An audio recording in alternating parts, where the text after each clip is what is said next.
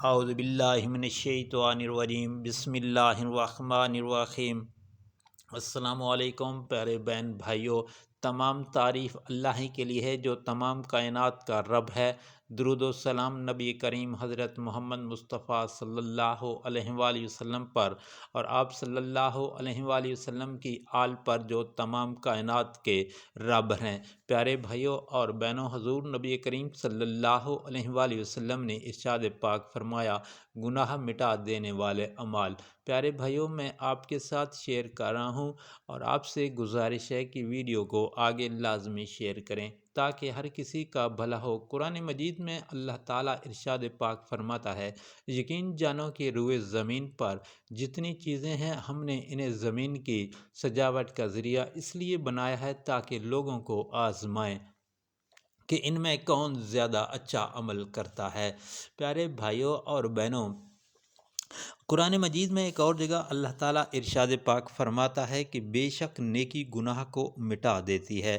حضرت ابو ذر رضی اللہ تعالیٰ عنہ اور حضرت معاذ رضی اللہ تعالیٰ عنہ سے روایت ہے کہ نبی کریم صلی اللہ علیہ وآلہ وسلم نے ارشاد پاک فرمایا، تم جہاں کہیں بھی ہو اللہ سے ڈرو، گناہ ہو جانے کے بعد فوراً کوئی نیک عمل کرو اور جو اس گناہ کو مٹا دے۔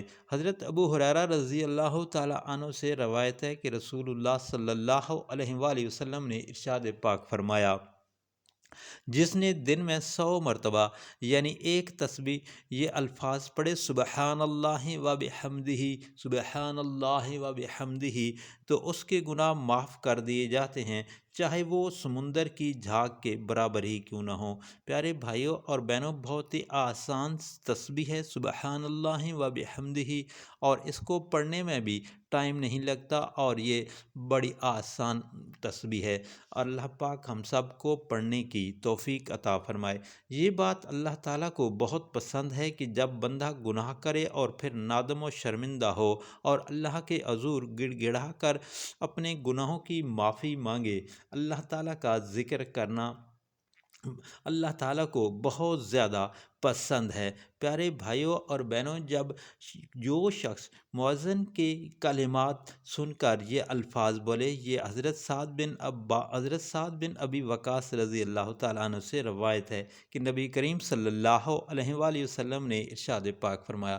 پیارے بھائیوں اور بہنوں، ہم اذان سننے پر بجائے خاموش رہنے کے اپنی باتوں میں ہی مشغول رہتے ہیں اور مؤذن کی آواز کو کوئی اہمیت نہیں دیتے۔ ہم ٹی وی دیکھ رہے ہیں تو ٹی وی پہ ہی مشغول رہیں گے اور کوئی کسی بات پہ دھیان نہیں دیں گے کہ مؤذن اذان دے رہا ہے۔ پیارے بھائیوں اور بہنوں، اور کلمات یہ ہیں کہ جب کوئی بندہ مؤذن کی اذان سنے تو وہ یہ کلمات پڑھے۔ کلمات یہ ہیں، بسم اللہ الرحمن الرحیم، اشہد ان لا الہ الا اللہ وحدہ لا شریک لہ وان محمدا عبدہ ورسولہ، رضیت باللہ ربا وبمحمد نبیا وبالاسلام دینا۔ پیارے بھائیوں اور بہنوں، بہت ہی آسان الفاظ ہیں۔ جو بندہ یہ گواہی دے کہ اللہ تعالیٰ کے سوا کوئی معبود نہیں، اور بے شک محمد صلی اللہ علیہ وآلہ وسلم کے اللہ کے رسول ہیں، میں اللہ کے رب ہونے، محمد کے رسول ہونے اور اسلام کے دین پر راضی ہو گیا، تو اللہ تعالیٰ اس کو گناہوں سے پاک فرما دیتے ہیں۔ پیارے بھائیوں اور بہنوں، حضرت عثمان بن عفان رضی اللہ تعالیٰ عنہ سے روایت ہے کہ نبی کریم صلی اللہ علیہ وآلہ وسلم نے ارشاد پاک فرمایا، جو شخص وضو کرے اور اچھے طریقے سے کرے تو اس کے گناہ اس کے جسم سے نکل جاتے ہیں، یہاں تک کہ اس کے ناخنوں سے نیچے سے بھی خارج ہو جاتے ہیں۔ اس لیے شوق سے وضو کریں، محبت اور دل لگی سے وضو کیا کریں۔ حضرت ابو ہریرہ رضی اللہ تعالیٰ عنہ سے روایت ہے کہ نبی کریم صلی اللہ علیہ وآلہ وسلم نے ارشاد پاک فرمایا، آدمی کا باجماعت نماز ادا کرنا اس کے گھر اور بازار کی نماز سے 25 گنا بہتر ہے، یعنی مسجد میں نماز ادا کرنا گھر اور بازار سے 25 گنا بہتر ہے۔ یہ اس لیے کہ اس نے اچھی طرح وضو کیا اور پھر مسجد کی طرف چل پڑا، صرف نماز کے لیے، یعنی وہ صرف نماز کے لیے مسجد کی طرف گیا، اس کے علاوہ اس کا کوئی کام نہیں تھا، تو اس کی ہر قدم پر ایک گناہ مٹا دیا جاتا ہے اور ایک درجہ بلند کر دیا جاتا ہے۔ اور جب وہ نماز پڑھتا ہے تو فرشتے اس کے لیے دعائیں مغفرت کرتے رہتے ہیں، یعنی جتنی دیر وہ مسجد میں نماز میں مشغول رہتا ہے، فرشتے اس کے لیے دعائیں مغفرت مانگتے رہتے ہیں۔ جب وہ اپنی جائے نماز پر رہتا ہے اور اس کا وضو نہیں ٹوٹتا تو فرشتے اللہ کے حضور دعا مانگتے ہیں اور کہتے ہیں یا اللہ اس پر رحم فرما۔ پیارے بھائیوں اور بہنوں، بہت زیادہ فضیلت ہے مسجد میں نماز پڑھنے کی۔ حضرت انس رضی اللہ تعالیٰ عنہ اور حضرت ابو ہریرہ رضی اللہ تعالیٰ عنہ سے روایت ہے کہ آپ صلی اللہ علیہ وآلہ وسلم نے فرمایا، قسم ہے اس ذات کی کہ جس کے ہاتھ میں میری جان ہے، اگر تم گناہ نہ کرو تو اللہ تعالیٰ تمہیں ختم کر دے، اور ایسی قوم لے آئے جو گناہ کے بعد استغفار کرے اور اللہ تعالیٰ انہیں معاف کر دے۔ حضرت معاذ بن جبل رضی اللہ تعالیٰ عنہ بیان فرماتے ہیں کہ ایک روز رسول اللہ صلی اللہ علیہ وآلہ وسلم نماز پڑھانے کے لیے تشریف نہ لائے، قریب تھا کہ ہم سورج طلوع ہونے کا مشاہدہ کر لیتے، پھر آپ صلی اللہ علیہ وآلہ وسلم بڑی تیزی سے تشریف لائے، چنانچہ نماز کے لیے اقامت کہی گئی۔ رسول اللہ صلی اللہ علیہ وآلہ وسلم نے اختصار کے ساتھ نماز پڑھائی۔ جب آپ صلی اللہ علیہ وآلہ وسلم نے سلام پھیرا تو اونچی آواز میں فرمایا، اپنی جگہوں پر ہی ایسے ہی بیٹھے رہو۔ پھر آپ صلی اللہ علیہ وآلہ وسلم ہماری طرف متوجہ ہو کر فرمایا، میں ابھی تمہیں بتاتا ہوں کہ میں تمہیں نماز پڑھانے کے لیے کیوں لیٹ ہو گیا، یعنی نبی کریم صلی اللہ علیہ وآلہ وسلم نے ارشاد فرمایا کہ نماز پڑھانے کی وجہ سے میں کیوں دیر سے آیا۔ میں رات کو بیدار ہوا، وضو کیا اور جس قدر مقدر میں تھا میں نے نماز پڑھی، مجھے نماز میں اونگ آنے لگی حتیٰ کہ وہ مجھ پر غالب ہو گئی، تب میں نے اپنے رب تبارک و تعالیٰ کو بہترین صورت میں دیکھا، چنانچہ اس نے فرمایا، محمد، میں نے عرض کیا، میرے رب میں حاضر ہوں۔ فرشتے کس چیز کے بارے میں بحث مباحثہ کر رہے ہیں؟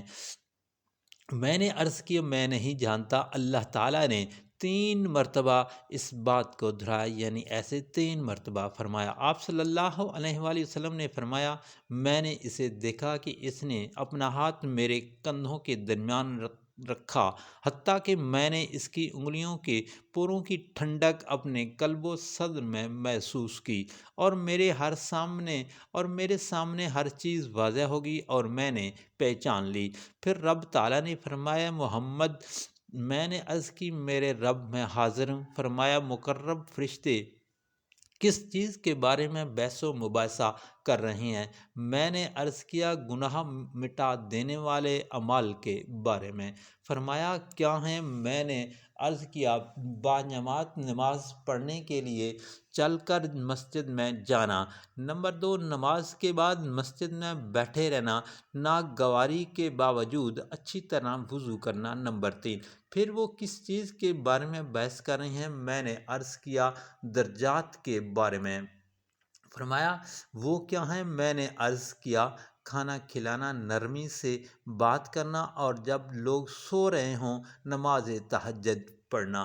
فرمایا، کچھ مانگ لیں۔ آپ صلی اللہ علیہ وآلہ وسلم نے فرمایا، میں نے عرض کیا، اے اللہ، تجھ سے نیک اعمال بجا لانے، برے کام چھوڑ دینے اور مساکین سے محبت کرنے کی توفیق مانگتا ہوں، اور یہ کہ تو مجھے بخش دے اور مجھ پر رحم فرما، اور جب تو کسی قوم کو فتنے سے دوچار کرنا چاہے تو مجھے اس میں مبتلا کیے بغیر فوت کر دینا۔ میں تجھ سے تیری محبت، تجھ سے محبت کرنے والوں کی محبت اور ایسے عمل کی محبت کا سوال کرتا ہوں جو مجھے جو مجھے تیری رحمت کے قریب کر دے۔ پھر رسول اللہ صلی اللہ علیہ وآلہ وسلم نے فرمایا، یہ خواب حق ہے، بس اسے یاد کرو، پھر اسے دوسروں کو بتاؤ۔ پیارے بھائیوں اور بہنوں، اللہ پاک سے دعا ہے مجھے آپ سب کو نبی کریم صلی اللہ علیہ وآلہ وسلم کے فرمان پر عمل کرنے کی توفیق عطا فرمائے، آمین یا رب العالمین۔ حضرت عبادہ بن سامت رضی اللہ تعالیٰ عنہ کہتے ہیں کہ آپ صلی اللہ علیہ وآلہ وسلم نے فرمایا، جس شخص نے گواہی دی کہ اللہ کے سوا کوئی معبود برحق نہیں، وہ اکیلا اور یکتا ہے، اور محمد صلی اللہ علیہ وآلہ وسلم اس کے بندے اور رسول ہیں۔ یہ سب یہ اللہ کے بندے اور رسول ہیں، وہ کلمت اللہ اور روح اللہ ہیں، جنہیں اللہ تعالیٰ نے مریم پر القاء کیا تھا، اور جنت و جہنم حق ہیں۔ اللہ تعالیٰ اسے جنت میں داخل کر دے گا، چاہے جیسے بھی وہ عمل کرے۔ پیارے بھائیوں اور بہنوں، حضرت ابو ذر رضی اللہ تعالیٰ عنہ فرماتے ہیں کہ آپ صلی اللہ علیہ وآلہ وسلم نے فرمایا، مجھے جبرائیل نے خوشخبری دی کہ میں اپنی امت کو یہ خوشخبری سنا دوں کہ جو مرتے دم تک شرک نہیں کرے گا وہ جنت میں داخل ہوگا۔ پیارے بھائیوں اور بہنوں، شرک بہت بڑا گناہ ہے، اس سے بچنا چاہیے۔ ہانی حضرت رضی اللہ تعالیٰ عنہ سے روایت ہے کہ آپ صلی اللہ علیہ وآلہ وسلم نے فرمایا، لا الہ الا اللہ کہنا کسی گناہ کو باقی نہیں چھوڑتا، اور اس جیسا کوئی عمل بھی نہیں ہے۔ پیارے بھائیوں اور بہنوں، لا الہ الا اللہ کثرت سے پڑھا کریں اور آگے بھی شیئر کریں تاکہ ہر کسی کا بھلا ہو۔ اللہ تعالی ہم سب پر رحم فرمائے اور ہماری پریشانیاں دور فرمائے، آمین یا رب العالمین۔ پیارے بھائیوں، اگر آپ نے چینل کو سبسکرائب نہیں کیا تو کائنڈلی سبسکرائب کر لیں اور بیل کا آئیکن پریس کر دیں، آمین یا رب العالمین۔